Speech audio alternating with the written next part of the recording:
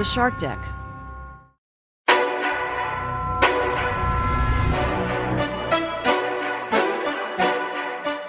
Hello and welcome to Palace Intrigue. I am your host, Mark Francis. Meghan Markle didn't want her children to follow all those silly royal rules.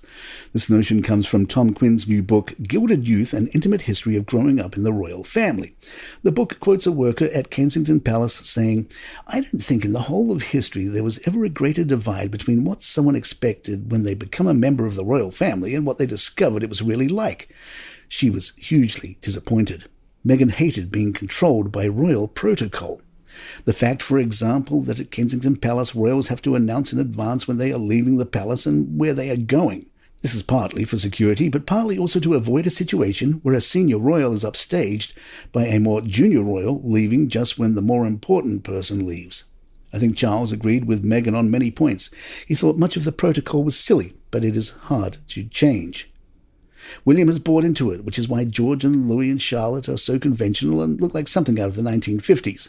Meghan wants something different from this for her children. She wants American freedom to do and say what you like and go where you like. There is light chatter about Harry adding new chapters to a paperback edition of Spare. Royal commentator Richard Fitzwilliam said, "It could certainly be a very substantial hindrance to what they wish to do in the future because America and the wider world is where they were aiming. They were never looking to convert people in Britain, but if this rumor is true, and then I think they're doing the wrong thing. It was wrong to write the book anyway, and although a lot of people have read it, the publicity has been huge, it has led to a collapse in support in America. We have to be careful about it because he said if he added more, it could be explosive."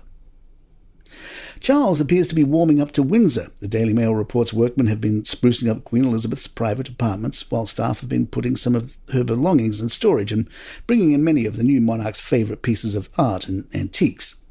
New electric car charging points are being installed at several spots across the Windsor estate and thousands of new saplings planted. The Mail reminds us Windsor is the oldest and largest inhabited castle in the world and has been the home of English kings and queens for almost 1,000 years. It is an official royal residence and home to around 150 people, hosting both ceremonial and state occasions.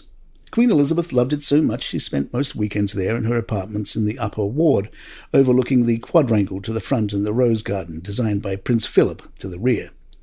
The apartments are private and rarely seen by the public, although became more familiar when the late sovereign spent more time at Windsor, sometimes 4 nights a week as she got older. The king is often now staying 2 or 3 nights a week as Buckingham Palace is still undergoing extensive renovations.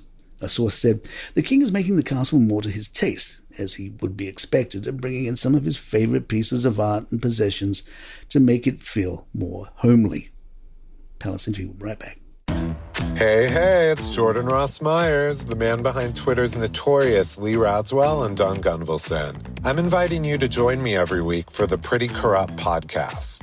Along with my co-host, reality casting director Stacey Noel Connor, and disgraced entertainment TV producer Nate Safer, we deconstruct pop culture's past, present, and future and probe the dark crevices of Hollywood, taking you inside the scandals, feuds, rises, and falls of society's rich and infamous. Alongside interviews with our celebrity friends and special guest hosts, everything is fair game on the Pretty Corrupt podcast. Every Tuesday on all streaming platforms and at storicmedia.com.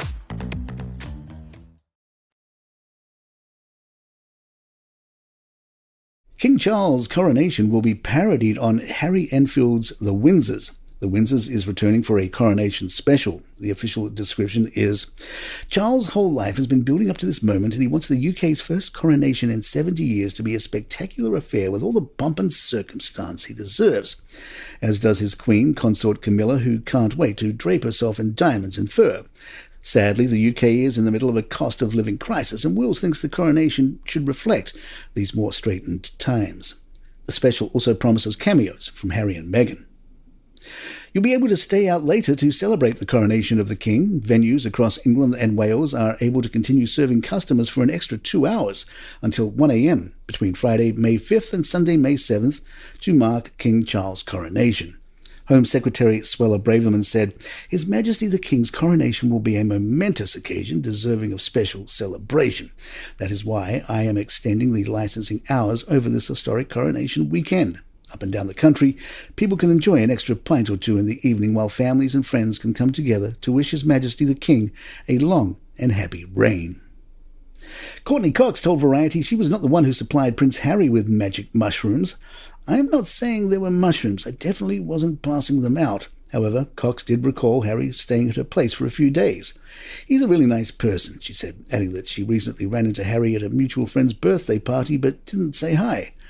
"I haven't read the book. I do not want to hear it because I've heard it's really entertaining," she said, adding that the tidbit in his book about their encounter has gotten back to her. And there you have it. If you'd like to email us, our address is thepalacintrigue@gmail.com. Please follow us on Spotify, iTunes, Google Podcasts, YouTube, wherever you get your favourite shows. I'm Mark Francis. My thanks to John McDermott. This is Palace Intrigue. Good times.